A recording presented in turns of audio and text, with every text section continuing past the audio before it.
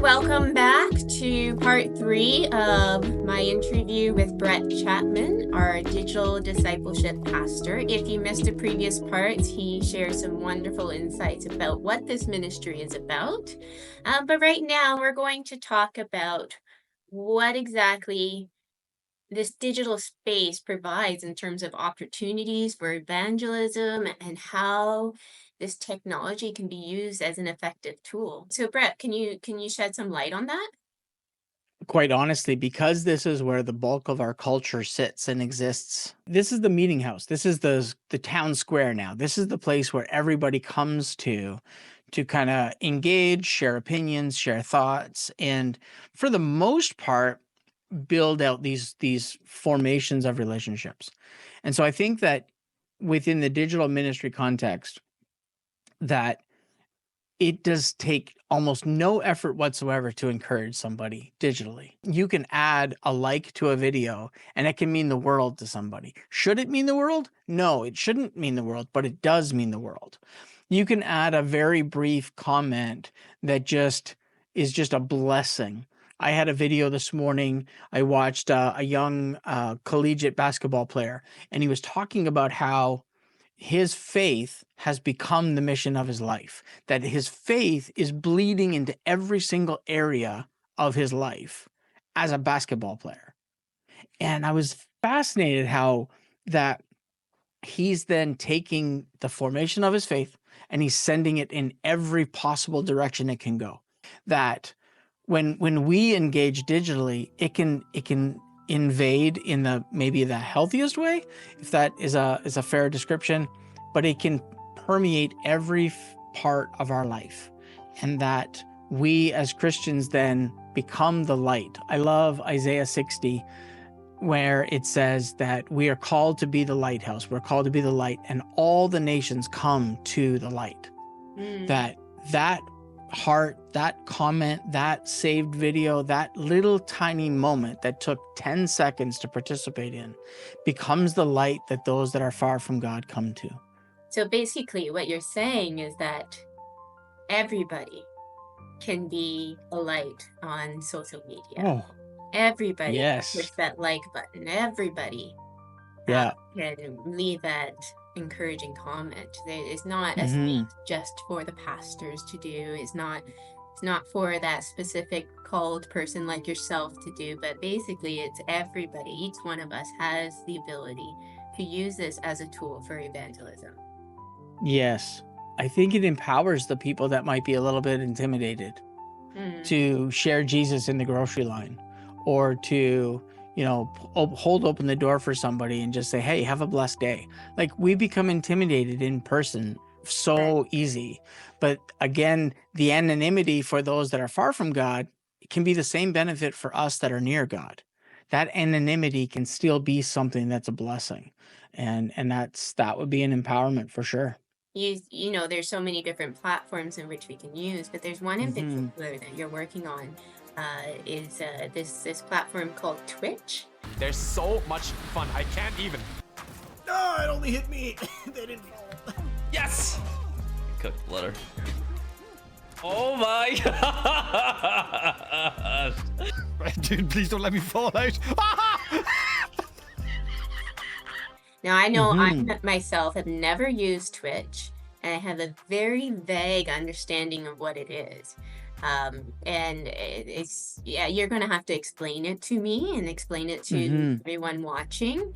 But I find it so interesting that you're taking a platform that might not be associated with faith conversation, and you're planning to run an alpha course on there. So can you share a bit about that?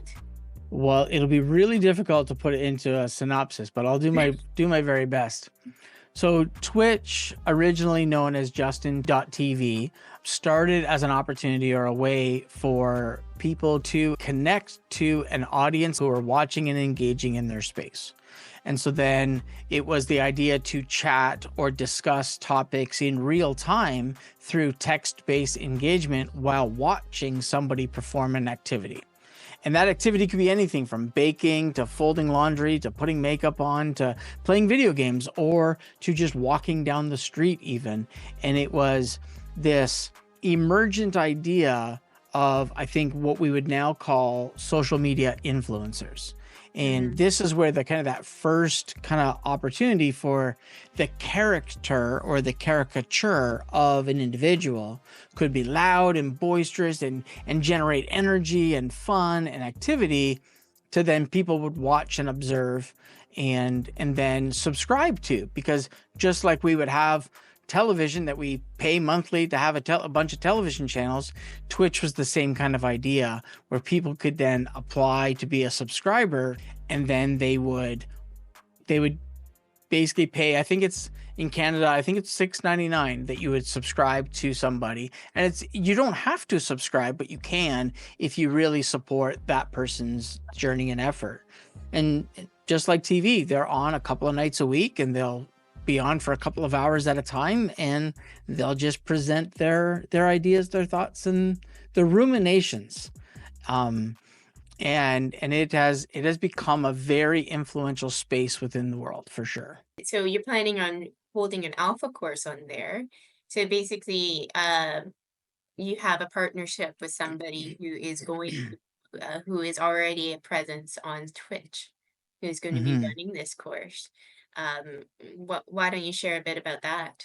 Jesus said, "Feed my sheep." I believe gaming is a great way to relax and form bonds and friendships and build a community who are out to support each other and show each other Christ-like love. I met Scott Carpenter a couple of years ago, and Scott goes on Twitch. He goes by Born Again Gamer. And you can type that all as one word, and you'll find him on Twitch if you're familiar. And just hit a heart, hit the follow button, and then he'll just kind of see his audience grow and his following grow. And it doesn't cost anything to follow somebody. And so about a year ago, he got the idea that why doesn't he just talk about Christianity and faith? And so he grabbed the Alpha course, and he didn't really have to convert too much, but what he does is he hosts the core video for Alpha, and then he replays the video while he hosts small group in what's known as a Discord channel, which is a video chat and conversational app that most people that are in the digital space are very familiar with. It's like their digital version of community and communal conversations. And so then when that video is ended, his small group ends, everybody comes back, and instead of a meal, they play video games together. Oh. And so he'll do all kinds of different games that are interactive and fun. And so he was the first, I would say, social media influencer in Canada to even try and do Alpha on Twitch.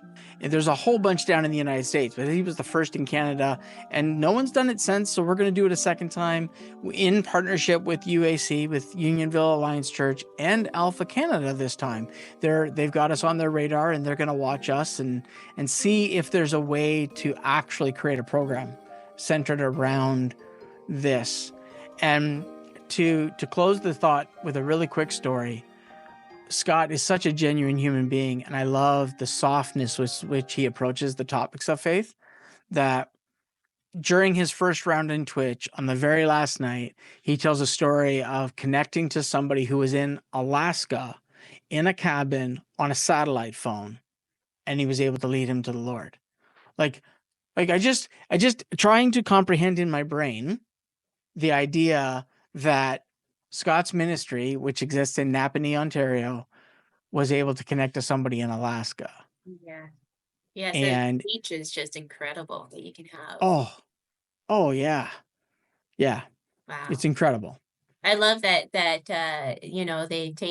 he's taken Alpha, and he's used the same platform, but he is using a different activity that really resonates with his audience, with the people that are going to be joining him. So, playing video games, that's what people love doing when they're on Twitch for the most part. So, Yeah.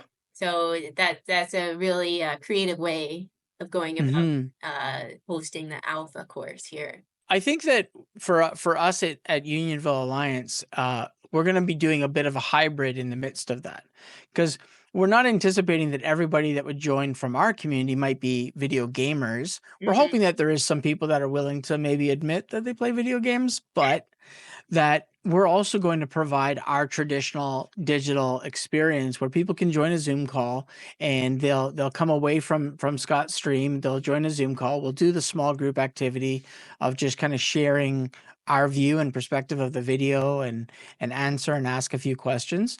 And then people will be encouraged to go back to the stream and just kind of celebrate what he's doing in that community experience, that community time, and just be a blessing. I think that, as we've already talked, that impact that we can have digitally as Christians or as emergent Christians in a space where we get to celebrate one another. It's exciting. I can't wait to hear how it goes and to see how it develops as we started.